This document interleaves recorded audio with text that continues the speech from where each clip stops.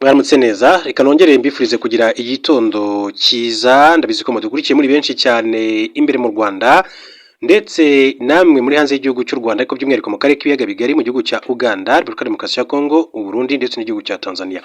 Ikaze muri amakuru ni menshi cyane bazindutse yavugwa mu bitangazamakuru bitandukanye by'imbere mu gihugu cy'u Rwanda ndetse by'umwihariko no mu bitangazamakuru byo mu karere k'ibiyaga bigari muri Tanzania amakuru avugwa, mu Rwanda amakuru avugwa, muri Uganda nuko hari amatora ateganyijwe tariki ya 15 vuba ngaha y'umukuru w'igihugu Perezida Yoweri Kaguta Museveni arahabwa amahirwe ariko kandi n'umuyobozi w'ishyaka rya NUP yitwa Robert Kyagulanyi Ssentamu wamenyekanye nka Bobi Wine nk'umuhanzi ukomeye cyane nawe numwe mu bakandida batavuganwe n'ubutegetsi cyane kandi nawe uhabwa amahirwe akomeye cyane yo kuba yakwegukana umwanya w'umukuru w'igihugu. Ikaze rero muri amakuru mbabwira ko turaza kuganira ku nkuru yacu y'ingenzi nyirizina ni inkuru ivugwa mu karere ka Musanze, inkuru mbi cyane y'igitero cyangwa se y'ubugizi bwa nabi bwabaye ku munsi w'ejo aho umutwe w'abagizi ba nabi wari wateye. Hanyuma rero polisi y'igihugu y'u Rwanda iza gukora operation ikomeye cyane, operation yaje kuburiramo ubuzima bw'umuntu umwe nk'uko amakuru atugera kumeza kugenda bishimangira. Mbere gato yuko turaza kwinjira kuri inkuru reka mbanze mbahe amakuru y'inshamake agezweho akomeje kugenda avugwa muri aka kanya. Reka duce muri Repubulika Demokarasi ya Kongo kugira ngo tubone guhita tugaruka mu karere ka Musanze majyaruguru y'igihugu cy'u Rwanda. Babwire ko ubunini bwa Repubulika Demokarasi ya Kongo mu nzitwazo agahishyi Perezida Felix Tshisekedi ahorana guteshuka kurinda abanyekongo mu gibazo by'umutekano muke byiyongera bikabije mu burasirazuba bwa Repubulika Demokarasi ya Kongo. Bamwe mu bayobozi bayo bagiye bavuga mu ruhame ko kuba iki gihugu ari kinini cyane byaragize uruhare mu gukomeza kutagira umutekano imyaka irenga amagana cyane cyane mu bice bya Kivu. Ibikunze kuvugwa cyane n'abayobozi bita uko bikwiye ku nshingano bo muri Repubulika Demokarasi ya Kongo no kugaragaza ko Kongo ari nini cyane ku buryo bidashoboka kuyicunga neza. Iryo jambo ni naryo Perezida Felix Tshisekedi akunze kwifashisha nk'impamvu y'ibibazo by'umutekano muke.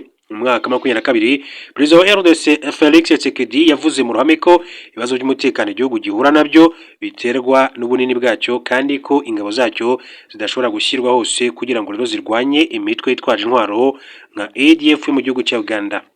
Iri umutwe w'abarwanyi bo muri Uganda ufitanye isano n'Islamic State ndetse n'indi korera ku butaka bw'icyo gihugu cya Uganda. Ingabo za Repubulika Demokarasi ya Kongo FARDC zifite kandi abasirikare bagera ku 130 zifite ibibazo by'imitwaro mibi, imyitozo mike ya gisirikare, imiyoborere idahwitse, ivangura rishingiye ku moko ruswa ndetse no kwinjizamo umutwe wa FDLR ugizwe n'abanyarwanda basize bakoze jenoside yakorewe abatutsi ku mabwiriza ya Felix Tshisekedi. Gushingirwa kwa Felix Tshisekedi ku ngabo z'u Burundi, umutwe wa Wazalendo, abacancuro b'abanyaburayi ndetse n'ingabo z'ibihugu bya SADC Southern African Development Community byarapfubye kuko Afrika y'Epfo, Malawi na Tanzania zavuye mu butumwa bwazo nyuma yo gukubitwa inshuro na mama 23. Byatumye bamwe mu basesenguzi bibaza niba Perezida Felix Tshisekedi yarazi neza ubunini bwa Repubulika Demokarasi ya Kongo mbere yo kuba perezida igihe yasezeranaga kuzana umutekano cyangwa se niba yarabimenye nyuma yo kugera ku butegetsi bwa Repubulika Iharanira Demokarasi ya Kongo.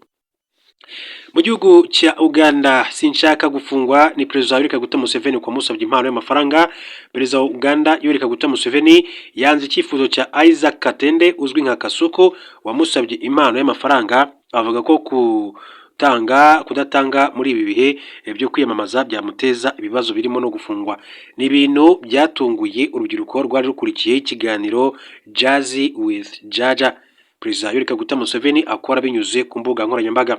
Ubwo ikiganiro cyari hafi kurangira, Kasuku umwe mu bari bayoboye ikiganiro yasabye Perezida Yoweri Kaguta Museveni kumuha impano y'amafaranga agaragaza ko asabiye urundi rubyiruko. Perezida Yoweri Kaguta Museveni yagaragaje ko nubwo ubu ari umukuru w'igihugu ariko ubu ari umukandida uri kwiyamamariza kuyobora igihugu. Yavuze ko gutanga amafaranga muri iki gihe ari kwiyamamaza byafatwa nko gutanga ruswa bikamuteza ibibazo by'amategeko. Ntabwo nshaka kujya muri gereza kuko ndi umukandida, nazafungwa kuko naba ntanze ruswa. Tugomba gutegereza kugeza amatora arangiye hanyuma tukazabikemura. Yagaragaje ko abitabiriye bemerewe kandi gusa amafaranga y'urugendo angana na miliyoni y'amashiringi ya Uganda, naho izindi mpano zikazaza nyuma y'amatora. Amatora y'umukuru w'igihugu muri Uganda ateganyijwe kuba tariki ya 15 Mutarama 2023 ku mwanya w'umukuru w'igihugu kandi hari kwiyamamaza abakandida bagera ku 8 ariko Perezida Yoweri Kaguta Museveni ishyaka rya NRM National Resistance Movement ndetse n'uwitwa Robert Kyagulanyi Bobi Wine wa NUP nibo bakomeza kugenda bahabwa amahirwe yo kuba batsinda aya amatora. Mu yandi makuru akomeje kugenda avugwa, Amerika igiye kuba itegeka Venezuela Trump uko Operation Absolute Resolve yo gufata Maduro yakozwe. Turaza kugera tunabigarukaho, ariko mabwira ko President Donald Trump yatangaje ko Amerika izategeka Venezuela kugeza guhinduranye ubutegetsi kwizewe kandi gukwiriye kugezweho. Ni nyuma y'ibitero bya Amerika muri iki gihugu no gushimuta President wacyo Nicolas Maduro n'umugore we bakajya kubafungira muri Amerika, igikorwa cyatangaje isi yose. Bwana Trump yavuze ko inganda z'ibitoro zo muri Amerika nazo zizajyaho gusana ibikorwa remezo byangiritse kandi zitangire gukorera amafaranga muri iki gihugu.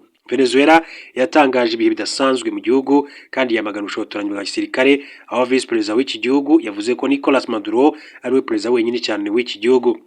Kuwa gatandatu mu gicuku, Nicolas Maduro n'umugore we Sila Flores bakuwe mu murwa mukuru Caracas mu gihe cy'abakomando ba Delta Force b'Amerika bajyanwa n'indege ya gisirikare ibageza ku bwato bw'intambara buzwi nka USS Iwo Jima bwari butegereje ahantu hatazwi neza mu nyanja mu karere ka Caraïbe, nk'uko amakuru akomeza kugenda bishimangira.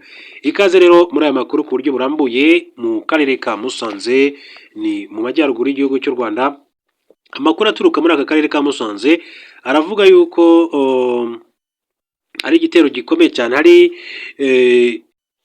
polisi yaburijemo ibikorwa by'ubugizi bwa nabi, umwe aza kuhasiga ubuzima mu ijoro rishyira kuri iki cyumweru, ubwo polisi ikorera mu karere ka Musanze yari mu bikorwa byo gucunga umutekano mu mudugudu wa Gatare, akagari ka Cyabararika, umurenge wa Muhoza, yatabajwe kugira ngo iteshe abari barimo gukora ibikorwa bitemewe by'ubucukuzi bw'amabuye y'agaciro.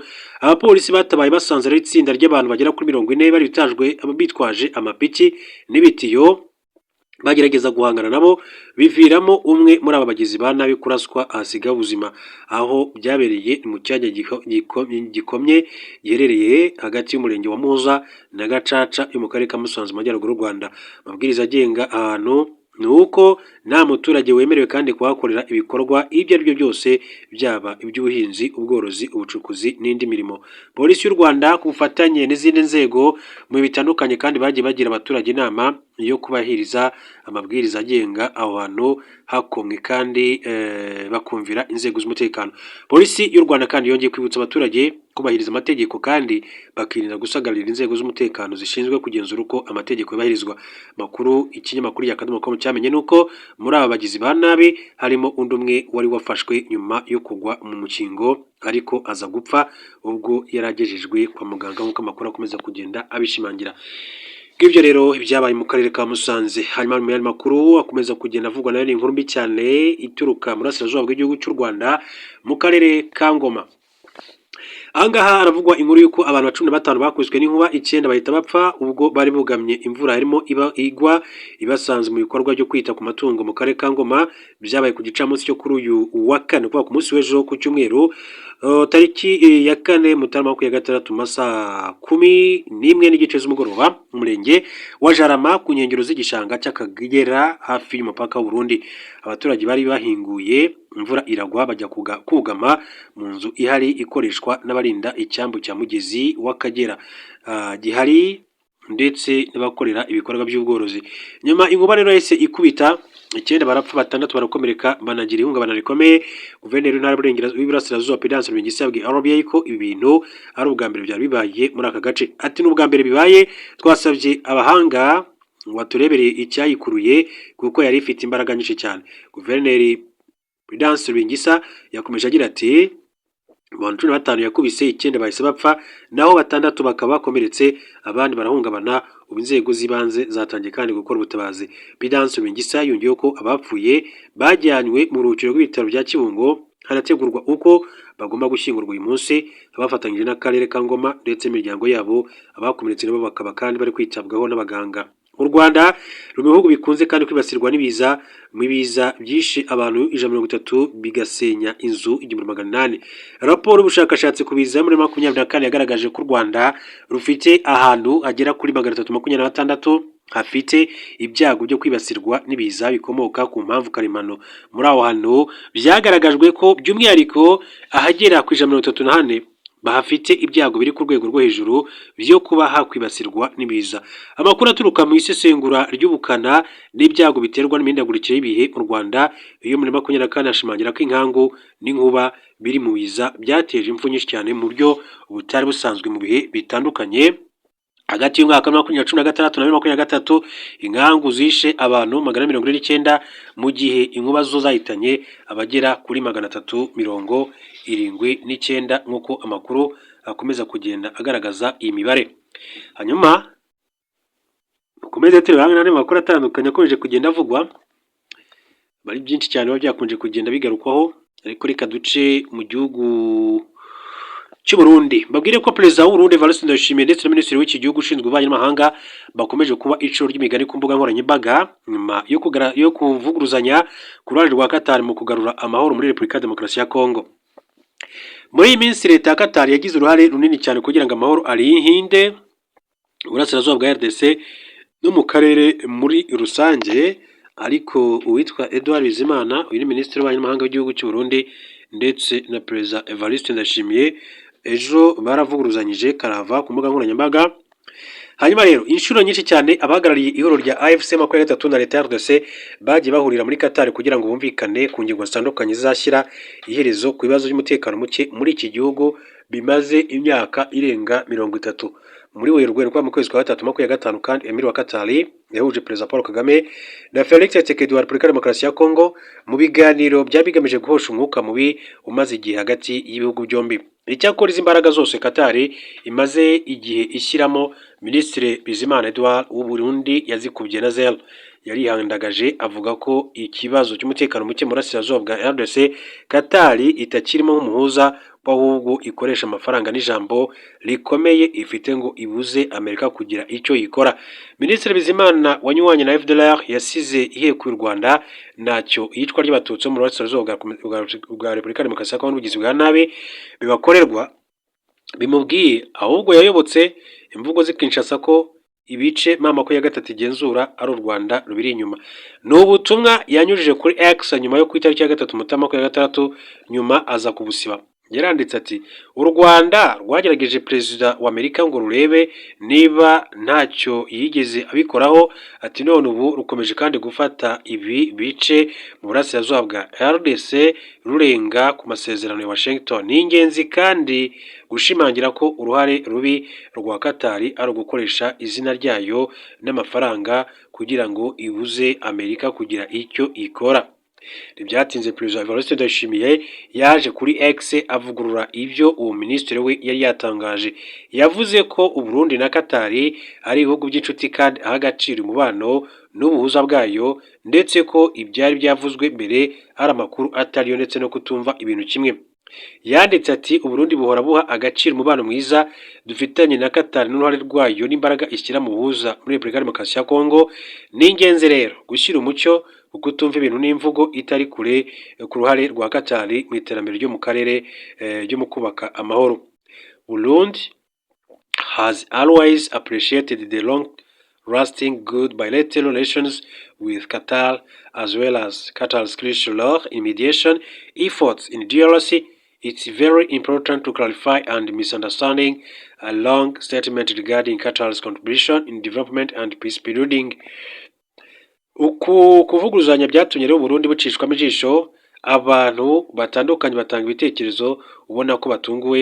Minisitiri w'ububanyi n'amahanga w'u Burundi Ambassadeur Olivier Nduhungire w'u Rwanda Ambassadeur Olivier Nduhungire nawe yavuze kuri ubwo butumwa bwa Ndayishimiye, agaragaza uburyo yihanije Bizimana akanavuguruza ku mbuga nkoranyambaga.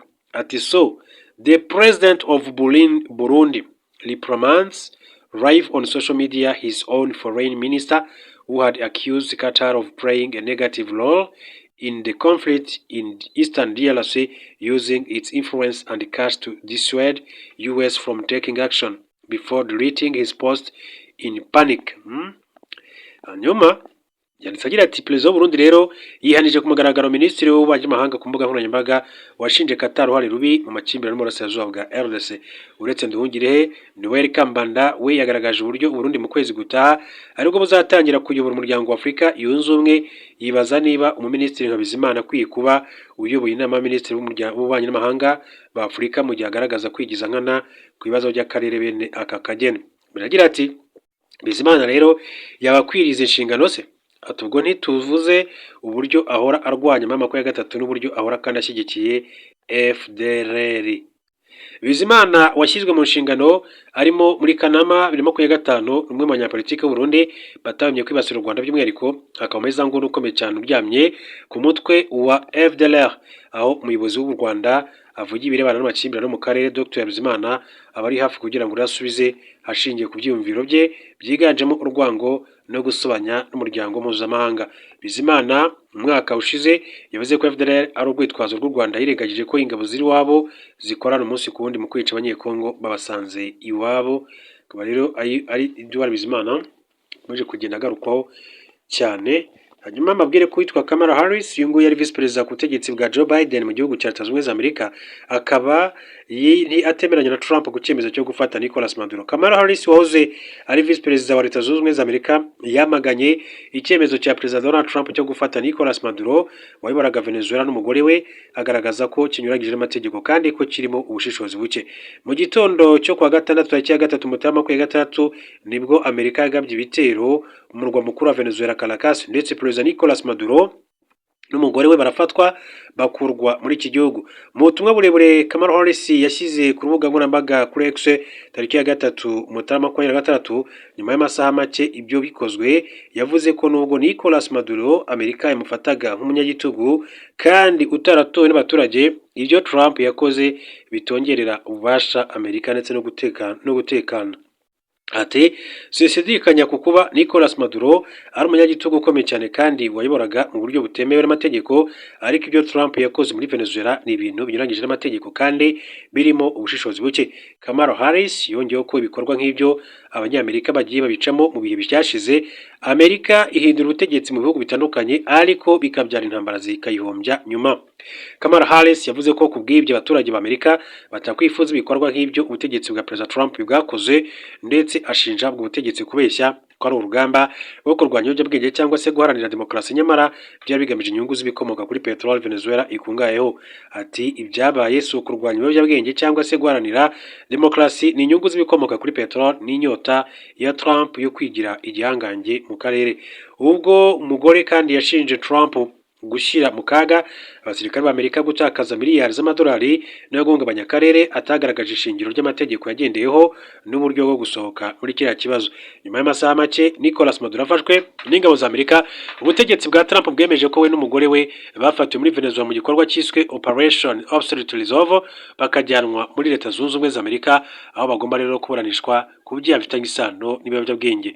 Bwana Trump we yavuze ko Amerika igiye kuyobora Venezuela by'agateganyo mu gihe cy'imiyoborere yayo bitarasobanuka neza.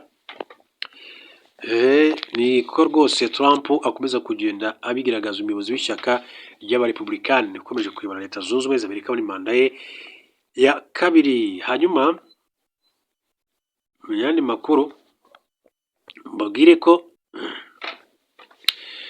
Minisiteri y'Ingabo y'Ubwongereza yatangaje ko indege y'igisirikare cyayo kirwanira mu kirere yifatanyije n'igisirikare cy'Ubufaransa mu kurasa ku ndiri byihebe byo mu mutwe ugizwe n'abagendera ku mahame akaze ya Islam uzwi nka Islamic State muri Syria.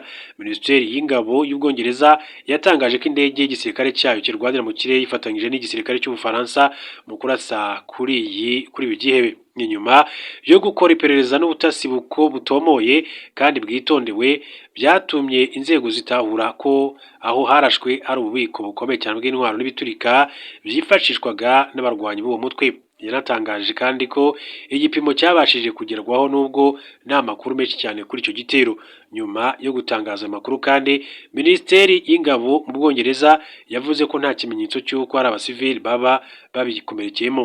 igitero cyabaye kuwa gatandatu tariki ya 3 Mutarama 2026 zibasha kongera kandi gusubizayo amahoro. Itangazo rya minisiteri ryakomeje kandi rigaragaza ko aho hantu hari haherereye mu misozi yo majyaruguru ya Palmyra. Minisitiri w'ingabo w'Ubwongereza John Henry yakomeje agira ati iki gikorwa kigaragaza ubuyobozi bw'Ubwongereza n'ubushake bukomeye cyane bwo gukorana n'abafatanyabikorwa bacu tugamije gukumira no kurandura burundu kongera kandi kugaruka kwa Daesh n'ingengabitekerezo zayo ziteye ubwoba kandi zishingiye ku ihohoterwa mu burasirazuba bwo hagati.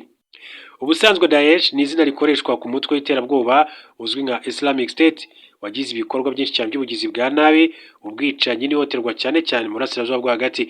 Uyu mutwe uzwiho kandi gukwirakwiza inyigisho z'ubutagondwa no guhungabanya umutekano w'ibihugu n'abaturage. Minisitiri John Henry yashimye abagize uruhare muri icyo gikorwa ku muhate ndetse n'ubunyamwuga bagaragaje. Umuryango w'Abibumbye utangaza ko kugeza ubu hakiri nibura abarwanya umutwe wa Islamic State barirwa hagati mu bitari mu 7 bari muri Iraq ndetse na Syria. Nubwo bimeze bike ariko mu gushyingo 25 ubuyobozi bushya bwa Syria burangajwe imbere na Perezida Ahmed al-Sharaa bwarahindutse igihugu cya 90 kifatanyije n'ihuriro riyoboye na Amerika mu kurwanya uwo mutwe.